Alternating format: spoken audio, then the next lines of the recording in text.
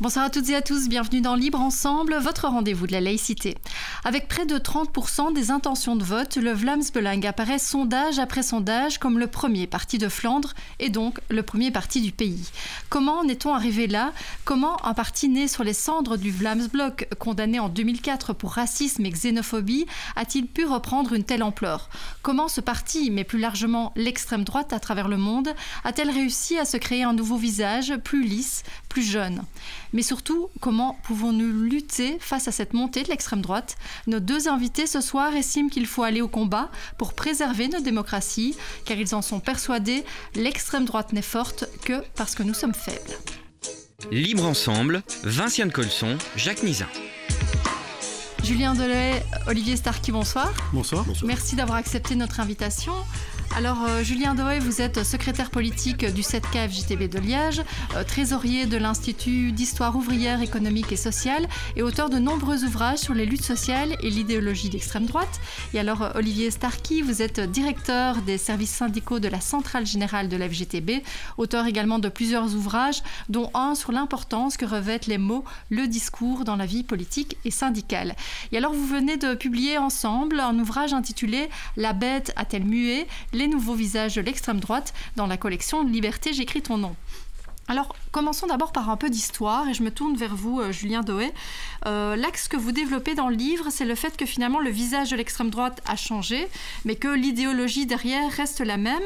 Et cette idéologie, on dit souvent qu'elle est née au lendemain de la Première Guerre mondiale, dans les années 1920-1930. Mais vous, vous estimez qu'en fait, l'extrême droite prend racine déjà dans la Révolution française ? Oui, c'est-à-dire que ce n'est pas d'ailleurs une thèse originelle qu'on aurait, nous, inventée dans l'ouvrage. Quelqu'un comme Zeev Sternel, notamment, a publié un livre qui s'appelle « Les Antilumières », qui développe déjà cet aspect-là. C'est de dire que l'extrême droite prend vraiment ses racines dans son idéologie, dans son mode de pensée, dans sa vision de la société, dans le refus des Lumières, ce qu'on souligne d'ailleurs dans le livre. Le refus des droits, de l'égalité qui était revendiqué à la Révolution française. C'est ça, tout ce qui vient vraiment des Lumières sur les questions d'égalité, de rapports sociaux, de rapports avec les gens, et une extrême droite qui est sur un discours aujourd'hui comme hier, ou hier comme aujourd'hui, on le fait dans le sens qu'on veut, d'une société qui doit être hiérarchisée, où les inégalités sont naturelles et ne sont pas tellement changeables, et donc aller vers plus d'égalité, c'est dénaturer, c'est aller à l'encontre de ce qu'est la société, de comment la société va fonctionner, et donc ça ne peut qu'amener à la fin d'une civilisation ou au désastre d'une civilisation. Et cette pensée-là, elle naît vraiment dans l'opposition à la Révolution française et au mouvement des Lumières, si on prend la Révolution française comme l'événement qui ancre alors le mouvement des Lumières dans une réalité politique, de par la fin des monarchies, puisque il y a l'événement Révolution française en France, Paris, et puis etc. Mais il y a tout ce qui va découler de la Révolution française et toutes les évolutions du temps. Et donc il nous a semblé important effectivement de repartir de ce moment-là, de montrer qu'il y a des prémices à l'extrême droite telle qu'elle va exister dans les années 20-30, enfin dans l'entre-deux-guerres, celle qu'on voit souvent et qu'on met souvent en lumière, et qu'il y a des prémices, que ce soit essentiellement en France, on est resté sur une tradition française par facilité aussi, de cette tradition de choses, par exemple le populisme. N'est pas nouveau. Édouard Drummond ou les ligues autour de Déroulède étaient déjà sur cela. La question du général Boulanger, on était déjà sur l'homme providentiel, sur l'appel aux foules, au peuple, sur ce discours symboliste, etc., dit populiste. On pourra revenir d'ailleurs sur le terme éventuellement sur le terme de populisme. Mais donc, on voulait montrer effectivement que la focale était peut-être plus large et la tradition plus antérieure que les années 20-30. Voilà. Et pour terminer sur cet aspect, pour montrer comment c'est encore ancré, il est intéressant de voir que si on prend des écrits du Front National belge dans les années 80, on retrouve encore dans leur tract des phrases comme l'erreur jean-jacquiste. Un lecteur classique va se dire de quoi est-ce qu'il parle? C'est l'erreur de Jean-Jacques Rousseau, et donc c'est l'opposition à Rousseau et à la philosophie de Jean-Jacques Rousseau. Et donc on voit combien dans les années 80-90, à destination de leur public, des liens idéologiques, on va encore écrire ce type de phrases, y compris en Belgique. Et alors Olivier en parlera mieux que moi, mais un des principaux auteurs justement de l'époque de la Révolution française contre la Révolution française, c'est Burke, qui est un personnage que quelqu'un comme De Wever cite encore abondamment. De fait. Et du coup, au niveau, alors on parlera de la forme que l'extrême droite prend aujourd'hui, mais sur le fond, du coup, au niveau de l'idéologie, est-ce que finalement l'idéologie d'aujourd'hui n'est qu'un recyclage du coup de cette idéologie, on va dire née après la Révolution française, qui s'est alimentée dans la période de l'entre-deux-guerres et de l'après-guerre, où il y a quand même des changements de fond? De fond, non, il n'y a pas vraiment de changement de fond, il y a plus des changements de forme, sauf si on considère un changement de fond comme s'attaquer plus aux Arabes qu'aux Juifs. Pour moi, ce n'est pas un changement de fond, c'est un changement de forme. On décale la focale sur le type de population ou sur la cible, mais la logique reste la même. Il y a des gens qui ne sont pas compatibles avec notre civilisation, il y a des gens qui sont inférieurs à notre civilisation qui est supérieure, et on va le faire. Et alors, il y a tout, c'est à nouveau... Pour moi, c'est plus du changement de forme que du changement de fond. Quand ils vont tenir un discours plus culturel que raciste, mais sur le fond, c'est la même chose. C'est de dire que certains sont supérieurs, certaines cultures sont supérieures à d'autres, et que... On va remplacer le mot culture, enfin le mot race par le mot culture. Par le mot culture, et on va maintenir le côté ça n'est pas mélangeable. Et donc amener une culture qui n'est pas de chez nous, c'est une menace sur notre civilisation. Alors Olivier Starky, du coup parlons de la forme, de ce qui a changé. Alors est-ce que c'est quoi? C'est la stratégie de communication qui a changé? C'est la manière de présenter les choses? C'est le discours qui s'est lissé? Ça, c'est un des premiers éléments. En effet, le discours s'est lissé, et il s'est lissé d'une manière telle que ce discours-là peut aisément être repris tant et si bien par des tenants de l'extrême droite pure et dure, qui essayent de se présenter autrement comme étant l'extrême droite pure et dure, premier point, mais aussi par des hommes et femmes politiques de partis de droite, voire même des fois de partis qui se disent sociodémocrates ou des partis de gauche. Ça, c'est un premier élément. Donc, lissage du discours et aussi lissage de la présentation. C'est-à-dire, on est loin du gars qui est vraiment dans la caricature de la personne d'extrême droite, le skinhead, etc. Même si tous les skinheads n'étaient pas d'extrême droite non plus, ça, il faut quand même le souligner. Mais c'est plus le côté, je suis costard-cravate. Si je prends Tom von Grieken, le président du VB, ou Dries van Langenhove, ce sont les beaux-fils parfaits. Je veux dire, toute famille rêverait d'avoir ça comme beau-fils dans sa maisonnée. Mais bon, sauf que quand on gratte, évidemment... Oui, quand on gratte à moyen. On gratte là, c'est plus que moyen. Bon, ça, c'est une chose. Donc, lissage du discours. Et puis, aussi, par ce lissage du discours, il y a aussi une volonté d'imposer un cadrage dans le débat. Et quand j'impose un cadrage dans le débat, c'est moi qui impose les conditions dans lesquelles le débat va se faire. Et ça veut dire que d'office, je mets mes opposants dans une position où ils sont obligés de répliquer à la manière dont moi j'ai dressé le cadre. Et alors, contraint et forcé, il faut jouer dans ce jeu-là.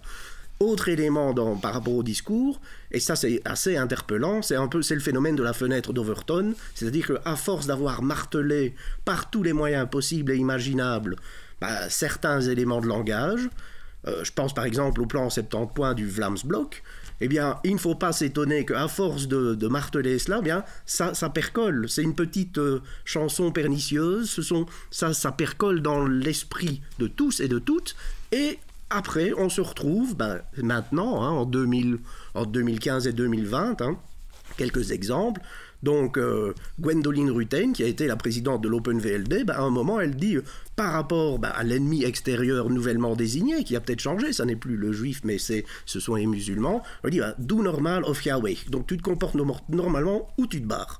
Ou c'est Sarkozy, il dit la France tu l'aimes ou tu la quittes.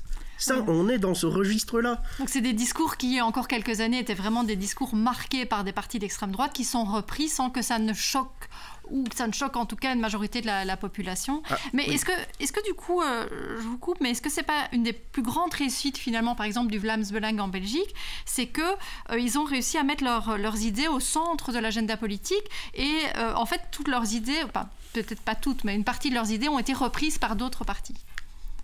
Oui, d'autant plus que, et c'est à un point tel qu'ils ont réussi, en agissant de la sorte, à tétaniser les autres partis politiques qui ont presque peur de leur ombre, qui ont presque peur de se montrer offensifs. Ah non, on ne va pas faire ça parce qu'on risquerait d'offusquer.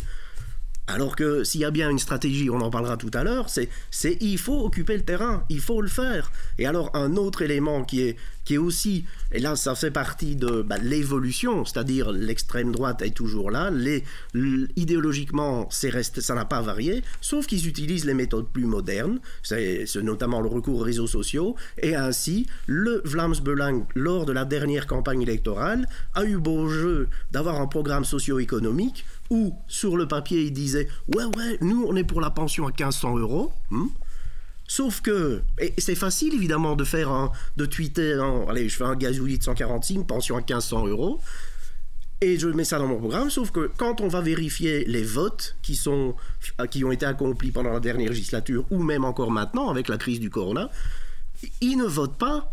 Donc, si d'aventure un jour ils avaient la latitude de voter, ils ne le font pas. Par contre, lorsqu'il s'agit de voter des mesures austéritaires, ça, ils les votent. Mais le problème, c'est que je suis sur les réseaux sociaux, je vois ça, ouais, c'est bien, c'est cool, mais je ne vais pas les vérifier. Qui lit les annales? Qui va les vérifier? Qui a voté quoi au Parlement? Et là, il y a aussi tout un travail d'éclairage du vampire, c'est-à-dire il y a dans une dimension stratégique, il faut à tout prix montrer qu'il y a une marge, et c'est un euphémisme quand je dis une marge, entre ce qu'ils disent, ce qu'ils proclament, et leur véritable comportement, qu'il soit électoral ou qu'il soit sur le terrain. Mais du coup, Julien Doé, est-ce que finalement ces partis, dont le Vlaams Belang, ne se sont pas emparés de toute une série de thèmes qui étaient auparavant des thèmes de gauche? On a l'impression qu'ils essayent vraiment de défendre les plus vulnérables, les laisser pour compte. Je pense qu'Olivier Starky a cité quelques exemples, mais c'est vrai que ça se retrouve aujourd'hui dans leurs revendications. À nouveau, c'est pas nouveau. Dans les années 30, l'extrême droite tente de se présenter, et c'est important de toujours dire tente de se présenter ou se présente mais dans les faits ne l'est pas, avec un discours faussement anticapitaliste ou faussement en faveur de la classe ouvrière ou des plus faibles, avec des slogans éventuellement et à certains moments des actions, mais là c'est intéressant aussi de voir à qui elles sont destinées. Un discours de gauche va dire si je suis pour aider par exemple les sans domicile fixe, j'aide les sans domicile fixe. L'extrême droite va dire j'aide les sans domicile fixe, mais en détournant SDF devient Solidarité des Français, et je fais de la soupe populaire que je distribue en rue, mais je mets des grandes pancartes comme quoi c'est de la soupe aux cochons. Alors forcément je ne dis pas que je l'interdis, mais je sais très bien en le faisant comme ça que dans les faits je la limite à une série à une catégorie de la population. Et donc là on voit bien toutes les limites à un moment donné du discours. Et l'autre limite c'est par rapport, et Olivier l'a signalé, dans les faits, alors jusqu'où est-ce qu'on va réellement dans l'anticapitalisme ou dans les réformes en faveur d'une classe ouvrière ou des plus pauvres. Et là on voit très bien que ça s'arrête très vite à des déclarations d'intention ou à des choses qui ne touchent pas vraiment aux inégalités sociales qui sont présentes dans la société. On sait que dans les années 20-30, les grandes sociétés n'ont pas été impactées par les régimes, que ce soit d'Hitler ou de Mussolini. Ils les ont même financés et aidés parce que c'était le bras armé à un moment donné contre les grévistes. Et aujourd'hui encore, on voit bien combien les choses... C'est un élément qu'on n'a pas eu l'occasion de creuser dans l'ouvrage, mais leur présence sur les réseaux sociaux, par exemple, ça nécessite des fonds. Et tout ne s'explique pas uniquement par la dotation publique. Et donc, on sait... Qui a quand même augmenté, mais c'est clair qu'ils ont des fonds. Il y a du capital que des mouvements de gauche n'ont pas. Et donc là, on peut effectivement voir que on critique la haute finance, mais on n'hésite pas à le financer. On voit toute la polémique autour de Le Pen financée par la Russie et des choses comme ça. Hein. Donc on voit bien toutes les limites d'un discours dans les faits quand on vient sur les choses. Et puis on a un exemple récent alors sur faites ce que je dis, pas ce que je fais, avec un député hongrois qui s'est quand même retrouvé en méchante contradiction entre sa vie et privée, ses attitudes et le discours de son parti. Alors quand on dit ça, on n'attaque pas l'homme, hein, et il faut bien faire attention, mais c'est quand même particulièrement intéressant à souligner combien des gens qui sont très durs, qui prennent des mesures, des interdictions, des lois qui amènent éventuellement à des violences sur les personnes. Je veux dire, en Hongrie, par rapport à la communauté homosexuelle, il y a de la violence incitée par le discours, et de voir qu'eux-mêmes, alors, sont dans ces cas-là. Olivier Starky, dans le livre, vous citez une phrase de George Orwell. Quand l'extrême droite progresse chez les gens ordinaires, c'est d'abord sur elle-même que la gauche devrait s'interroger. Donc ça veut dire que quoi? La gauche a laissé finalement le champ libre à l'extrême droite sur des dossiers tels que ceux-là? Oui, assurément.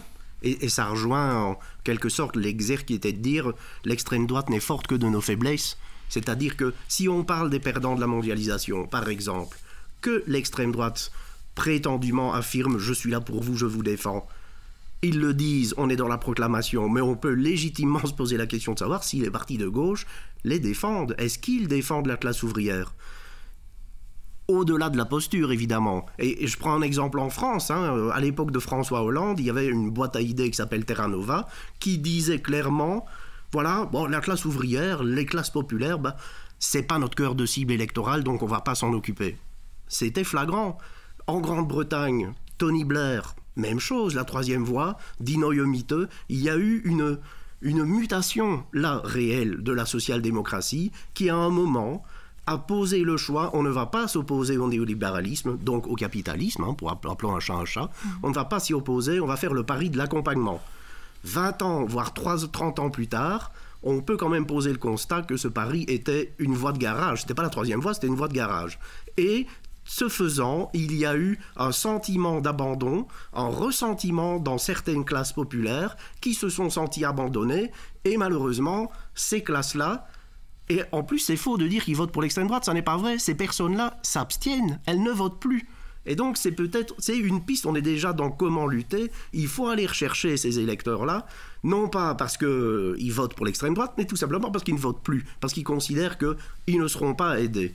Et il y a un exemple, même si ça n'a pas encore été porteur électoralement parlant, mais le Labour Party qui a été repris en main par Jeremy Corbyn a été rechercher ces électeurs-là, avec notamment une machine qui s'appelait Momentum, qui occupait le terrain, qui utilisait aussi les réseaux sociaux, et on a constaté le Labour Party, donc parti travailliste anglais, est un parti qui compte le plus grand nombre de membres, alors que ce n'était pas le cas. Donc il y a eu tout un mouvement de réaffiliation, de réenchantement, pour être dans la ferveur, etc., de réenchantement, et ça a pu donner, si pas des résultats probants au niveau électoral... Parce qu'effectivement, il a perdu. Qu'il a perdu, mais parce qu'on peut perdre une joute électorale, mais continuer de construire, et prendre le temps de construire. Ouais. Mais il y a d'autres exemples. Le Portugal aussi. Portugal, on a le Parti social-démocrate qui gouverne, alors qu'il était, comme tous les autres pays européens, sous la férule donc, du semestre européen, donc les mesures budgétaires. Eh bien, le Parti social-démocrate a passé un accord avec des partis de gauche qui ne sont pas au gouvernement mais qui le soutiennent de l'extérieur et sur base d'un programme gouvernemental qui revient sur des décisions austéritaires. Par exemple, on rend à nouveau public les transports en commun, ce qui n'était pas le cas, on redonne des jours de congé, on augmente les salaires, fait essentiel et important, et ça marche. Oui, alors vous êtes arrivé effectivement dans la dernière partie, on va dire, de l'émission. C'était sur comment lutter, parce que dans un sens, c'est bien beau de critiquer le discours, mais c'est comment finalement mettre des choses en place et des outils en place pour lutter aujourd'hui contre cette montée de l'extrême droite partout, on le sait. Alors vous avez déjà cité quelques éléments. Pour vous, Julien Dehaye, quels sont peut-être les grands principes de cette organisation de la lutte contre l'extrême droite ? Ouais, j'aime bien prendre l'image du triangle rouge qui est devenu le symbole des symboles de l'antifascisme qui est diffusé depuis des années par des associations, que ce soit le Front antifasciste ou le Centre d'action laïque d'ailleurs, les territoires de la mémoire, via les territoires de la mémoire et la campagne Triangle rouge d'ailleurs. Qui sont sur les trois faces ou les trois pointes, on le fait comme on veut, qui sont le côté l'éducation et la formation. Et donc ça, on est bien d'accord, il faut décoder le discours, il faut l'analyser, il faut rappeler à quoi mène l'extrême droite, et pas que la question des camps dans les années 20. Hein. Je veux dire, l'extrême droite, c'est aussi Pinochet et le Chili, c'est aussi la dictature des colonels en Grèce des années 70, c'est le Portugal et l'Espagne qui restent fascistes jusqu'en 74-75. Ouais. Quand on tient le discours comme quoi l'Europe occidentale aurait été débarrassée du fascisme avec le débarquement des Alliés, ils oublient toute la péninsule ibérique. Enfin, ils ne l'oublient pas, elle est bien utile contre le communisme. Mais elle va accueillir d'ailleurs tout... on connaît l'exemple de De Grelle, hein, notamment, mais c'est pas le seul. Donc, il y a la question de l'éducation, la formation, le décodage du discours. Ça, c'est un volet. Il y a le volet, et Olivier l'a déjà évoqué, du socio-économique, c'est-à-dire reprendre la main et redonner un socle. Parce qu'à un moment donné, pour reconquérir les terrains, et ne fût-ce que pour faire passer le premier angle, l'éducation et la formation, il faut d'abord que les conditions matérielles des gens soient suffisantes. Le côté l'école va tout solutionner n'est pas tenable dans une société où les enfants qui vont à l'école n'ont pas les conditions matérielles chez eux que pour suivre correctement, ou quand ils arrivent à l'école n'ont pas de tartines, etc. Donc vous ne pouvez établir une société basée sur l'éducation et la formation que si vous avez d'abord un socle socio-économique suffisant. Et alors le troisième point qu'on a essayé de remettre un peu plus en avant, ces deux points-là sont assez classiques et sont assez consensuels. Le troisième point, alors, est une lutte antifasciste un peu plus physique, je vais utiliser le terme, de présence face à l'extrême droite pour l'empêcher de se structurer, pour empêcher qu'un électorat potentiel ne devienne militant et ne devienne une force. Alors, c'est possible encore dans certains endroits. Au Wallonie, c'est encore possible. C'est plus compliqué si vous êtes dans d'autres zones du monde. Mais c'est important de ne pas les laisser. Parce que, comme manifester quand il y a des conférences. Quand il y a des conférences, de s'opposer à leurs meetings, de dénoncer, de les tenir à la culotte pour une formation de rue, de dénoncer, de surcoller leur affichage ou de ne pas les laisser, voire sur les réseaux sociaux. Mais là, c'est encore un plus gros travail d'être en contre sur les réseaux sociaux, parce que comme l'exergue du bouquin le dit et comme on l'a déjà cité, ils ne sont forts que quand nous sommes faibles, ils n'avancent que quand nous reculons, et y compris dans la rue. Si nous reculons tout le temps par rapport à leur présence, à leur expression, à leur occupation du terrain, ils vont se sentir forts. Et l'extrême droite qui se sent fort, c'est tout de suite les ratonnades, c'est tout de suite des gens qui sont, et plus vous allez être de couleur, plus vous allez être dans des catégories dominées, plus vous allez être en danger. Et donc un antifascisme militant, c'est aussi un antifascisme d'autodéfense par rapport à toute une série de populations qui, quand l'extrême droite prend vigueur ou se sent de pousser des ailes, prennent. Mais physiquement, alors, ce qu'on oublie, hein, l'extrême droite est dangereuse physiquement. L'extrême droite tue. Oui, alors pour rebondir là-dessus, c'est vrai que le magazine Espace de Liberté a consacré son dossier du mois de décembre à la question de l'extrême droite. Et il y a notamment une interview de Serge Lipsic, président du comité permanent R, chargé du contrôle des services de renseignement et de sécurité en Belgique. Et il pointe vraiment comme une vraie menace pour la sécurité intérieure, vraiment les groupuscules d'extrême droite violents. Et donc il dit que c'est vraiment une des menaces principales aujourd'hui sur la sécurité du pays. Il parle de bases d'entraînement de type guerrier en Europe de l'Est. Olivier Starkis, c'est quelque chose que vous craignez réellement, ça? Ces groupuscules violents, c'est quelque chose qui pour vous sur lequel on devrait vraiment s'inquiéter?